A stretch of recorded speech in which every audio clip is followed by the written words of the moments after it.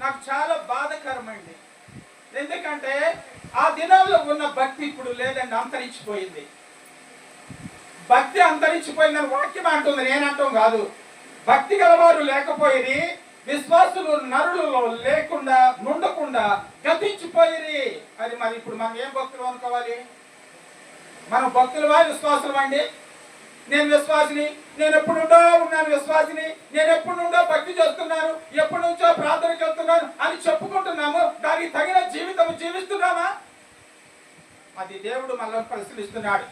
ప్రియమైన వాళ్ళారా, దేవుని సన్నిధిలో చాలా భక్తి నేర్చుకోవాలి. ప్రభా, దావీదు ఏం నేర్చుకున్నాడంటే, ప్రభా భక్తి లేనివాడినయ్యా, ప్రభా విశ్వాసం లేనివాడినయ్యా, నాకు విశ్వాసం నేర్పు ప్రభా అంటే డైరెక్ట్ గా దేవుణ్ణి అడుగుతున్నాడు. ప్రభా విశ్వాసంగా జీవించడం నాకు నేర్పయ్యా, భక్తి కలిగి జీవించడం నాకు నేర్పని దేవుణ్ణి అడుగుతున్నాడు.